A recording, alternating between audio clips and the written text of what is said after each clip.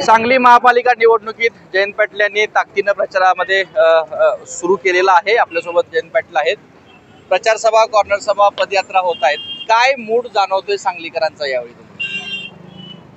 सांगलीमध्ये आणि कोकवाड या दोन ठिकाणी आतापर्यंत मी गेलोय। आता मिरजेला आज उद्या जाईन, पण सांगलीकरांचा मूड अतिशय चांगला, सकारात्मक वाटला।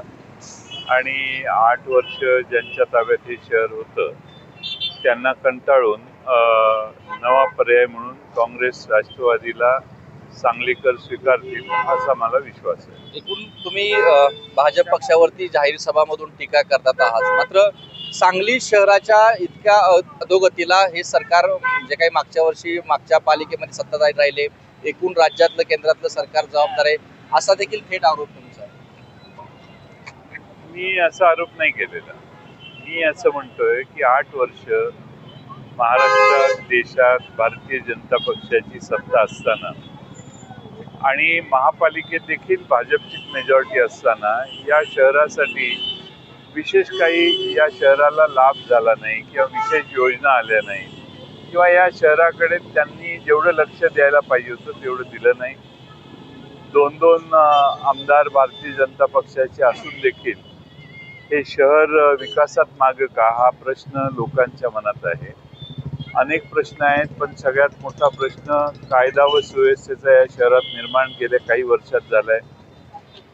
नव्या वर्षाच्या आरंभाला 2 खून झाले ही बातमी तुम्हीच प्रसार माध्यमांना दिली। दुसऱ्या बाजूने मागच्या वर्षभरात अनेक गुन्हे या शहरात गंभीर घडले, त्याची देखील दखल जनतेनं आता गांभीर्याने घ्यायला सुरुवात केलेली आहे। दुसऱ्या बाजूनं ड्रग्जचं सगळं एक वेगळं विश्वच सांगली, मिरज, कोकवाड महापालिकेच्या आसपास आणि शहरात प्रचंड मोठ्या प्रमाणात पसरलेलं आहे आणि तरुण पिढी ही व्यसनाधीन आणि ड्रग्जच्या विळख्यात अडकायला लागलेली आहे। या सगळ्या गोष्टींच्या बद्दल सांगली, मिरज, कोकवाडमधल्या जनतेला मनात प्रचंड अशी चिंता आहे आणि म्हणून यात बदल करणं आमची भूमिकाच ही आहे की आम्हाला सत्ता द्या। या शहरातल्या कोपऱ्यावर कुठलाही कोपरा असा राहणार नाही की ज्याच्यावर आमचं लक्ष नाही। विजिलन्स या शहरातला वाढवू आणि कोणत्याही परिस्थितीत CCTV कॅमेरे आणि अन्य मार्गाने या ड्रग्जचं जे नवं साम्राज्य काही मुठभर लोकांच्या पुढाकारानं तयार व्हायला लागले ते मोडून काढण्याचा आम्ही प्रयत्न करू। आज तुम्ही काँग्रेस, शरद पवार राष्ट्रवादी म्हणून एकत्र लढताय, पण महायुतीची शक्ल उडाली या निवडणुकीमध्ये। तिन्ही पक्ष स्वतंत्रपणे लढतायत, तर याचा फायदा होईल चांगला जनतेमध्ये, याबद्दल काय?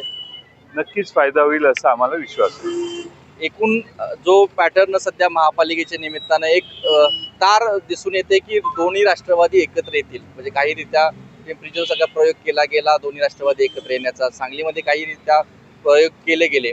काय संख्या सध्या राष्ट्रवादीबद्दल, 2 राष्ट्रवादीच्या बद्दल तुमचं मत आहे? नाही, या शहरामध्ये काँग्रेस आणि राष्ट्रवादी शरदचंद्र पवार पक्ष यांचा अलायन्स झालेला आहे।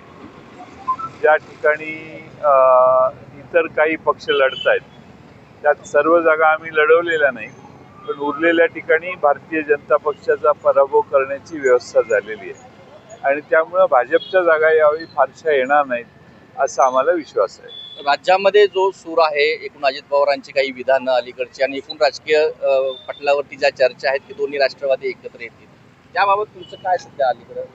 नाही, मी नगरपालिका, महापालिका या निवडणुकीत गुंतलेलो आहे, त्यामुळे मला राज्यस्तरावर काय चाललंय याची माहिती नाही। माझी कोणाशी तशी चर्चा झालेली नाही आणि त्यामुळे मी याच्यावर भाष्य करणं उचित नाही, मला काही माहिती नाही।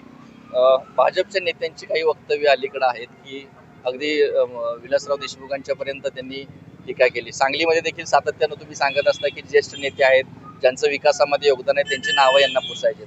तोच वक्तव्य, तशाच पद्धतीचं वक्तव्य चव्हाणांनी केलेलं आहे। या जिल्ह्यामध्ये स्वर्गीय वसंतराव दादा, स्वर्गीय राजाराम बापू या जुन्या नेत्यांनी प्रचंड योगदान या जिल्ह्यात केले। त्यांच्याबद्दल अपशब्द उद्गारण्याचं काम हे त्यांच्याकडून झालं। ही त्यांची सिस्टीम आहे, ठराविक पद्धतीने ज्यांना लोक मानतात त्या नावावरच हल्ला करायचा। त्याप्रमाणे त्यांनी स्वर्गीय विलासराव देशमुख यांचं महाराष्ट्रातही योगदान आहे, पण लातूर जिल्ह्यात तर प्रचंड योगदान आहे. आज जे लातूर शहर आहे ते मला वाटतं की त्यांच्यामुळंच आज सुशोभित आणि अतिशय परिपूर्ण उभं राहिलेलं आहे. आणि म्हणून विलासराव देशमुखांचं नाव विसरायला लावू एवढ्या मोठ्या प्रमाणात धाडस भारतीय जनता पक्षाच्या अध्यक्षांचंच होत असेल तर खाजगी ते काय चर्चा करत असतील त्यांच्या इंटरनल कोर मीटिंगमध्ये याचा अंदाजा येतो. काहीतरी अशा गोष्टी बाहेर येतात, त्यातली ही गोष्ट बाहेर आली आहे.